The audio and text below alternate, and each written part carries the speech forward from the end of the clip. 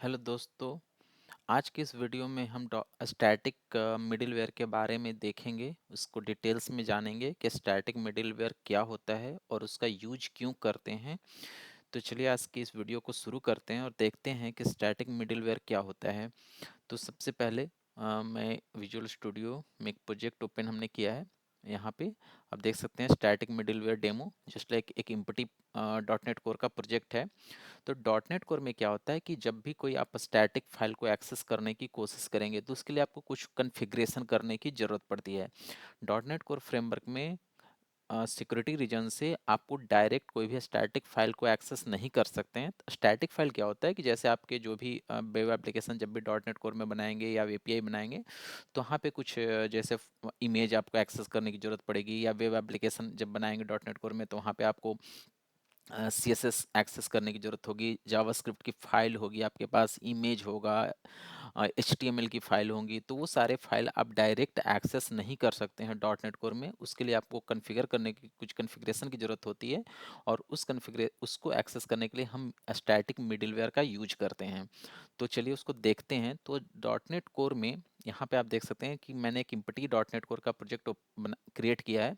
तो यहाँ पे कोई भी फोल्डर अभी नहीं है। डॉट नेट कोर एक डिफ़ॉल्ट फोल्डर जो कि पब्लिक फोल्डर होता है प्रोवाइड करता है, जिसका नाम होता है www रूट फोल्डर।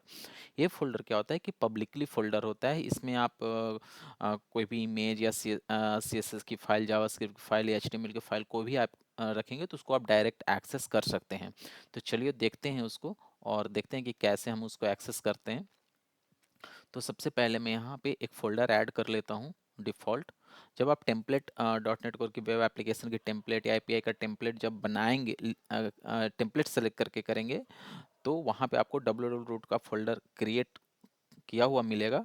बट चूंकि यहाँ पे मैंने इम्पटी टेम्पलेट सेलेक्ट किया है, इसलिए यहाँ पे कोई भी फाइल्स वगैरह नहीं क्रिएट हुआ है, ना ही कोई फोल्डर्स है। तो यहाँ पे मैं एक फ़ोल्डर क्रिएट कर लेता हूँ www रूट। और जब यहाँ पे क्रिएट करेंगे तो उस फोल्डर का आइकन जस्ट लाइक वेब की टाइप का होगा, वेब टाइप का आइकन्स होगा। तो यहाँ पे डब्ल्यू रूट नाम का मैंने फोल्डर बना दिया है, और इसके अंदर मैं क्या करता हूँ कि एक इमेज को ऐड कर लेता हूँ और उस इमेज को मैं एक्सेस करने की कोशिश करता हूँ। तो देखते हैं कि वो इमेज एक्सेस होता है। तो यहाँ में मैं लोगो लिंक्डइन का एक इमेज है पीएनजी, मैंने उसको ऐड कर लिया है। अब इस प्रोजेक्ट को मैं रन करता हूँ और यहाँ पे देखते हैं कि क्या वो फाइल हमें बाहर से एक्सेसिबल होता है या नहीं होता है। तो यहाँ पे मैं उसका नेम कॉपी कर लेता हूँ।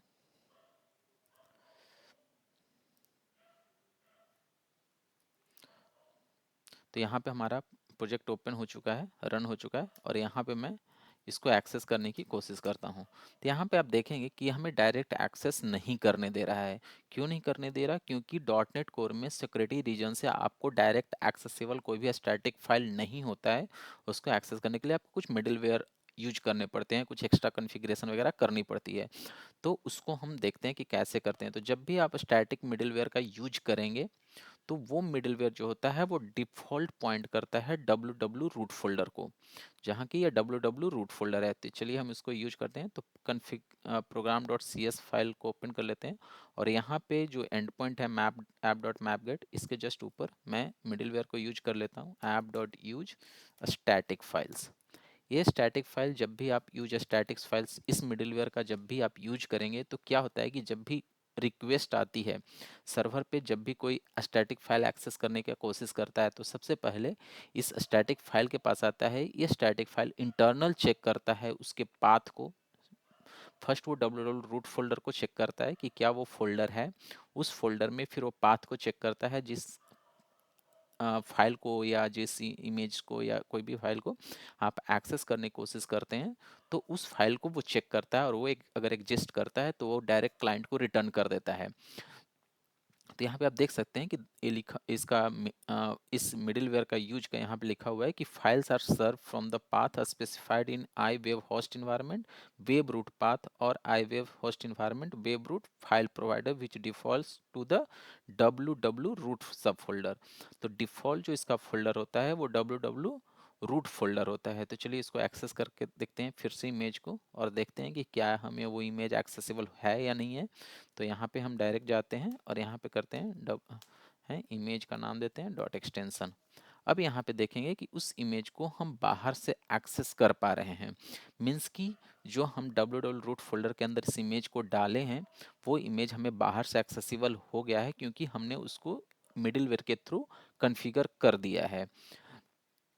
बट यहाँ पे आता है कि हमने इसको एक्सेस तो कर लिया यहाँ पे, बट बहुत सारे हैं कि हमें इस फोल्डर को एक्सेस नहीं अपने प्रोजेक्ट में ऐड करना है, डब्ल्यू फोल्डर में मैं नहीं चाहता, मैं चाहता हूँ कि कोई और अपना फोल्डर, मैं अपना कस्टमाइज फोल्डर डालूँ और उस फोल्डर के थ्रू मैं एक्सेस करूँ।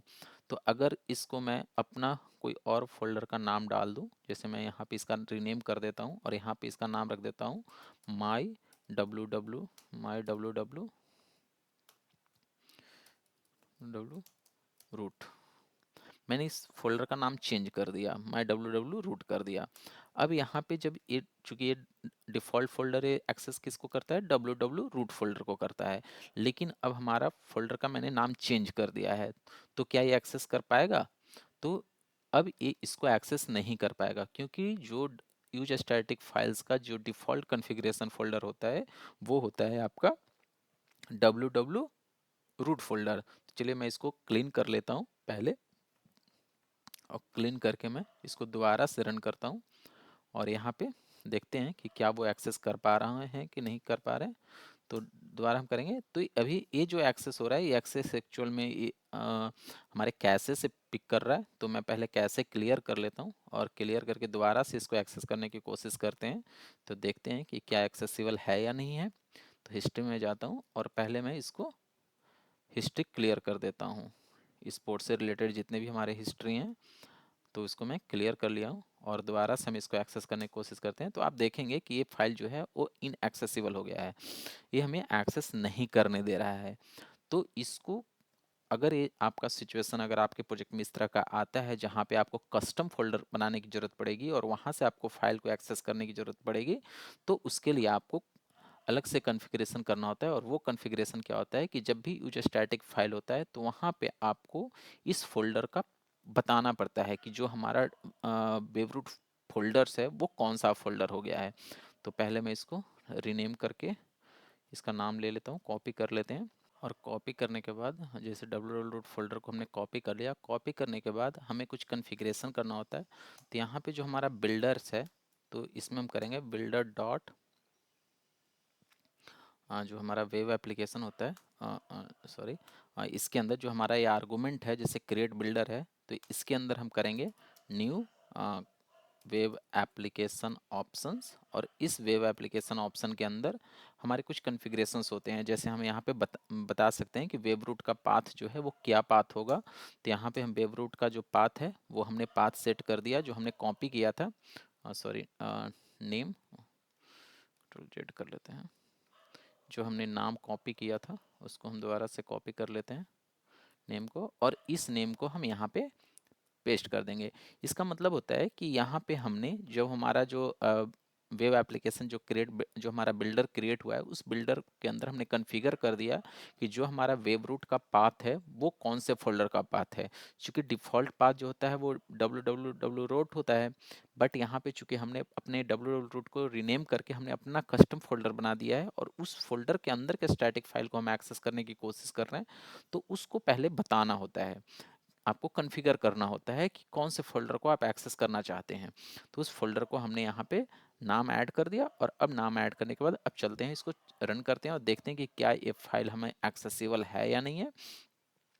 तो देखते हैं, अब यहाँ पे हम चलते हैं और यहाँ पे डालते हैं, नाम कॉपी कर लेते हैं इसका, रीनेम करके लॉग्ड इन, यहाँ पे देते हैं लोगो लॉग्ड इन डॉट png और क्लिक करते हैं। अब यहाँ पे आप देख सकते हैं कि फाइल एक्सेसिबल है, मीन्स कि अब हमारा कस्टम फोल्डर के अंदर के भी फाइल एक्सेसिबल होने लगे हैं। तो यही होता है static files, use static file middleware जो हमें हेल्प करता है कोई भी स्टैटिक फाइल को एक्सेस करने के लिए डॉट नेट कोर एप्लीकेशन में, चाहे वो डब्ल्यू रूट फोल्डर के अंदर कोई स्टैटिक फाइल हो, चाहे आपके कोई कस्टम फोल्डर के अंदर स्टैटिक फाइल हो, वो आप वहाँ से आप इसको एक्सेस कर सकते हैं। अगर कोई भी आपने फोल्डर नहीं डिफ़ॉल्ट दिया है तो वो डिफ़ॉल्ट जो आप www रूट फ़ोल्डर आप बनाएँगे वो डिफ़ॉल्ट इसका कॉन्फ़िगरेशन होता है और फाइल वहाँ से डायरेक्टली आपको एक्सेसिबल होगा। तो आज के वीडियो में यही इतना ही यूज स्टैटिक फाइल्स के बारे में। आगे के वीडियो में हम देखेंगे कॉर्स मिडिलवेयर के बारे में, CORS cross origin resource sharing जो होता है मिडिलवेयर, उसका क्यों यूज करते हैं और क्या है। तो आगे की वीडियो में हम इसके बारे में देखेंगे। तो चलिए आगे की वीडियो में मिलते हैं और देखते हैं कि कोर्स मिडिलवेयर क्या होता है और कैसे यूज करते हैं। तो चलिए आगे की वीडियो में मिलते हैं और देखते हैं उसके बारे में।